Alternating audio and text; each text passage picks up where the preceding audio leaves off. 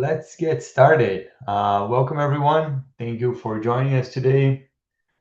Just before we dive in, just going to do some quick housekeeping. So the session is going to run for about 20 minutes, and we'll have a Q&A at the end. Feel free to drop your questions in the chat as we go, and I'll address them at the end. There's not going to be any demo today and no product pitch. So this is just a framework session. I'm Bruno Ferraz. I work with demand generation here at DSN. So today we're going to be tackling one of the most expensive decisions a specialty practice owner makes: when to switch your practice management software. So let's get into it. Here's why this webinar exists. If your practice is doing $5 million a year in collections, the wrong software is quietly costing you between $250,000 and $400,000 annually in leakage, inefficiency, and missed revenue. But here's the part that nobody talks about. The wrong switch can cost you the same amount, sometimes even more, in the form of failed migrations, team disruption, downtime. This is a seven-figure decision over a 5-year window, and most owners are making it the way you pick a restaurant on a Tuesday night. There's three patterns that we see consistently. First, owners delay 18 to 24 months past the point where they should have made a move. Second, the ones who finally switch often do it on impulse, and they usually end up regretting it within a year. And the third one is that there is no objective framework in this industry for how to actually make this decision. So that's what we're going to fix in the next 20 minutes. So here's what you're going to walk away with. First, a 10-signal scorecard. 7 signs that say it's time to switch, 3 signs that say it isn't, and you're going to be able to fill this out with your COO or office manager this week. Second, the 4 compelling events that actually justify making a switch. These are specific, dated, and force a decision as opposed to general frustration, which doesn't. Third, and this is the part that usually makes my sales team a little bit uncomfortable, there's 3 reasons to stay put, even when we are deeply frustrated with your current system. So I want you to leave here today with a clear answer to one question. Am I in the active buying window, or am I in a frustration spiral? So again, no demo, no pitch, just the framework. So let me describe how most owners actually make this decision today, because it's not really pretty. So let's say it's a Tuesday, 4 p.m., something specific happens in the practice. System crashes mid-procedure, the billing error gets caught by a patient, the office manager finally hits her breaking point. Whatever it is, there's an incident. That weekend, the owners spend Saturday morning Googling competitors. They watch some YouTube reviews and maybe they ask a colleague. By Sunday night, they're convinced they need to switch. Monday morning, they book a demo. On Monday afternoon, they're talking to a sales rep who's incentivized to close them in 30 days. Then, 60 days later, they're mid-migration, the team is in revolt, the data hasn't transferred cleanly, and they're already regretting the decision. This is usually the most expensive way to make a 7-figure decision. So we're going to do it differently today. Here's a full framework. 7 signs it's time to switch on the left, and then 3 signs it isn't on the right. I want you to keep score in your head as we walk through each one. Be honest with yourself. The math at the bottom is the rule. 4 or more signs on the left, 0 on the right, you're in an active buying window. If you score 4 or more on the left, but you also have any of the 3 signs on the right, you have a different problem.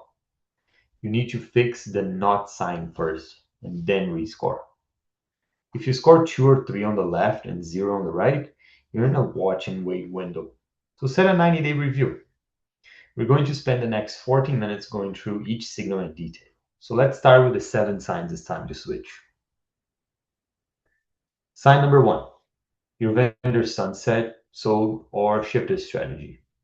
This is the cleanest, compelling event of the 7. The live case study right now is WinOMS.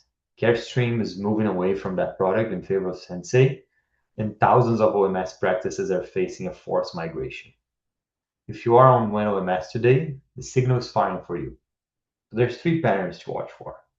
First, acquired vendors typically deprecate their roadmap within 24 months of acquisition. Second, The order of decline is predictable. Support quality drops first, pricing goes up second, and features stagnate third. Third, and this is the one I want you to internalize, if your vendor's last meaningful product release was over a year ago, you're already in the signal whether you have noticed or not. Ask yourself this. When was your vendor's last meaningful product release? Not a UI tweak, not a security patch, a real feature. If you can name one in the last 12 months, just give yourself a check on the signal. Sign number 2, you can't expand without breaking the system. There's usually 3 places where it breaks. First, per location data silos. Each office has its own database that can be rolled up. Second, server per location infrastructure. The architecture worked at one site, but it doesn't scale. And the third one is the reporting that requires you to manually combine exports from each location into a spreadsheet every Monday. So here's a diagnostic question. If you open a 4th location tomorrow, how many systems would you need to log into to see total collections across the practice? If the answer is more than 1, then the signal's firing for you. And if you're in a growth path, it's only going to get worse. Sign number 3. Your team has built shadow systems to compensate for what the software won't do. So there's 3 classic ones. First one, share Google Sheets tracking things the software should be tracking but doesn't. Second, manual double entry into billing or imaging because the systems don't talk. Third, and this is the most common, the real version of the schedule lives outside the software. It's in the office manager's head or on a paper book she keeps next to her monitor. Every single one of those workarounds is a tax. It's labor cost, it's error rate, it's key person risk. So here's the diagnostic. Tomorrow morning, walk the front desk and count the workarounds. Every spreadsheet, every sticky note, every shared doc. If you find more than 3, your software is probably failing you, and your team has been hiding it because they're trying to keep the practice running. Sign number 4, you can't get your own data out. This one is a silent killer of practice valuation and strategic optionality, and there's 3 forms it takes. First, no API or an API that's gated behind a contract that costs you more than your subscription. The data exists, you just can't reach it. Second, exports limited to PDF reports rather than raw data. PDFs are not data, they're screenshots of data. Third, migration quotes from your current vendor that read like a hostage situation. $50,000 or more to leave is not an accident. It's a feature of their pricing model. So here's the question that should keep you up at night. If you decided to sell your practice tomorrow, could you hand the buyer a clean 5-year data file in 48 hours? If the answer is no, you don't really fully own your practice. Your software vendor does. Sign number 5, support has degraded measurably. And notice the word measurably when I say it. It's not a feeling, it's a metric. There's 3 concrete indicators of that. First, your first response time has doubled in the last 12 months, from minutes to hours or hours to days. Second, you're being routed offshore with no clear escalation path. Your tickets are bouncing through tier 1, 2, tier 3. You can't get to a human who actually knows your practice. And the third one is your customer success manager has changed 3 or more times in the last 24 months. That should tell you everything about the company's internal turnover and how much they're investing in retention. Action you can take today, even before this webinar ends, is pull your last 10 support tickets out of your system. Calculate the average days to resolve. And if that number is trending up, you're probably in the signal. Sign number 6, your tech stack doesn't talk to itself. Imaging, practice management, RCM, and patient communications all sitting in separate logins with no data flowing between them. So the cost is twofold. First, your front office spending 30 or more minutes a day reconciling information between systems. That's 2.5 hours a week per person. If you multiply that by your front desk team, That's real money. Second and worse is you have no single source of truth for patient record, which means errors compound and a demographic update in one system doesn't reach the other. A treatment plan and imaging doesn't tie to the billing record. So here's the diagnostic question.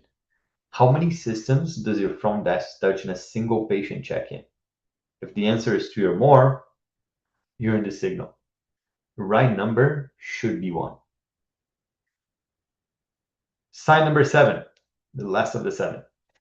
You're absorbing financial leakage you cannot pinpoint. You know it's there, you can feel it in the gap between your bill and what you collect, but your software won't show you where it's coming from. There's three patterns. First, aging accounts receivable that you can't slice by payer, by provider, or by procedure. You can see the total, but not the diagnosis. Second, no automated alerts when claims stall. You only find out a claim is dead when someone manually pulls a report 60 days later. Third, the denial rate is a complete black box. So you know it's there, you can feel it, but you cannot get a denial reason breakdown by payer in under 10 minutes.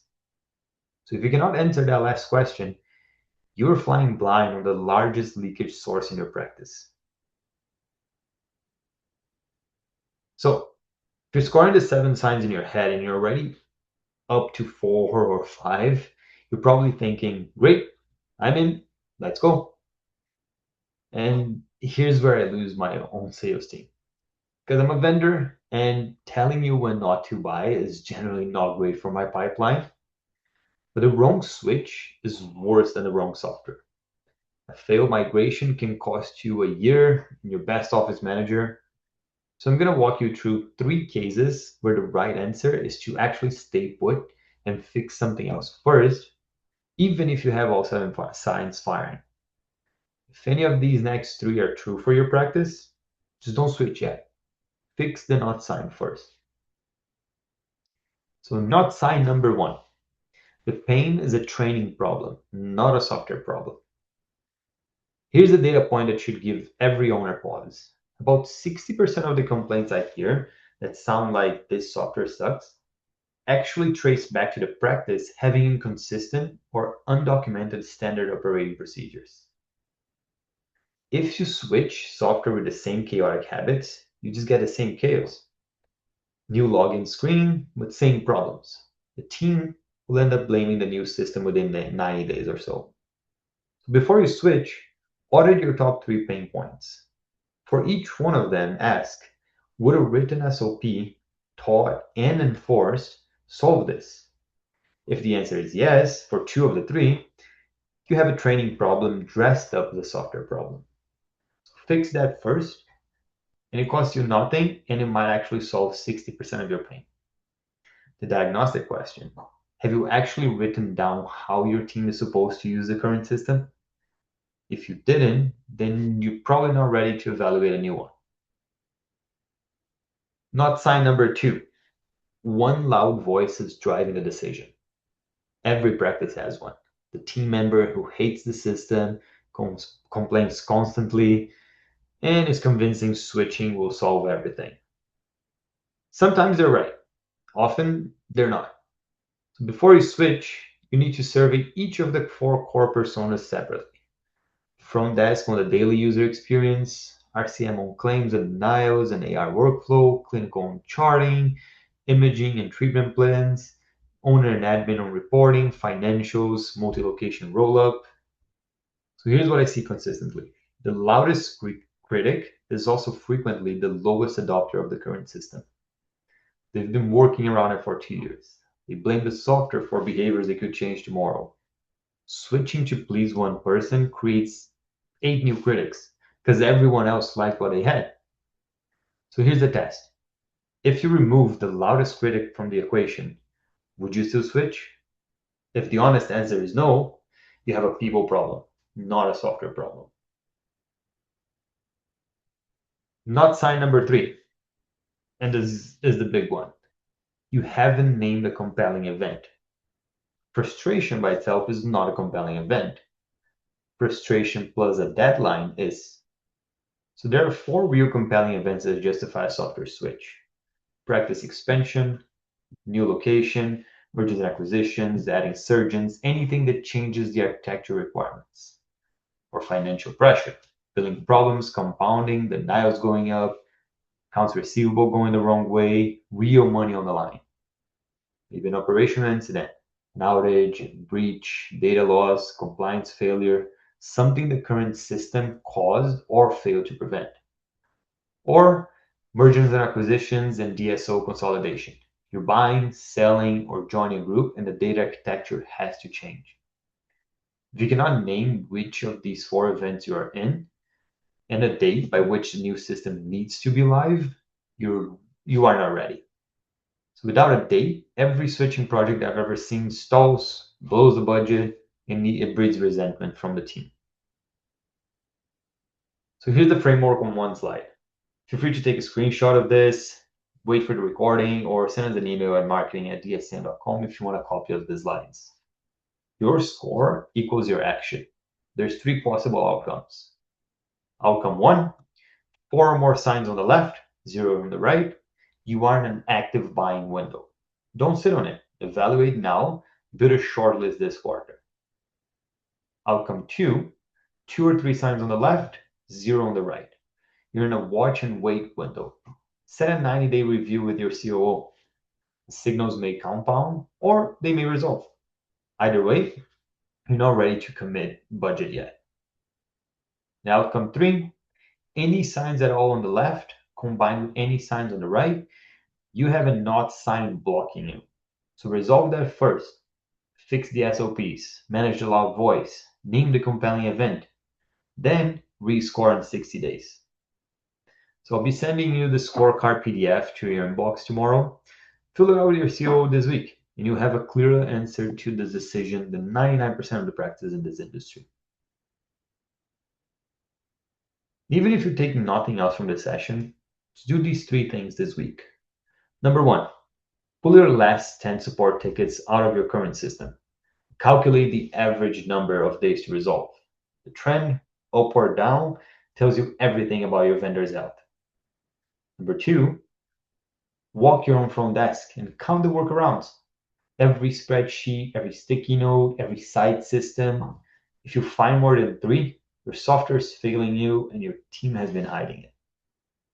Number three, ask your current vendor in writing for a quote to export your raw practice data. Just a quote. The price they come back with and the tone of the response will tell you everything about how aligned they are with your interests. These three actions take less than an hour. They'll help you diagnose the health of your current system better than any vendor demo will. Do them this week, regardless of where you score in the framework, just so you have a better idea of where you stand. And that's it. So I'll open up to questions. Drop yours in the chat, and I'll work through a few in the time we have left. And while I'm waiting, there's two things to expect after this session. First, the scorecard PDF will be in your inbox tomorrow. Print it, fill it out with your COO or office manager this week. Second, I'll send a calendar link for office hours. If you score four or more and you want a second opinion on whether your situation actually warrants action, that's the lowest pressure way to talk it through. No demo, just a framework applied to your specific situation. And it looks like we got a couple questions coming in.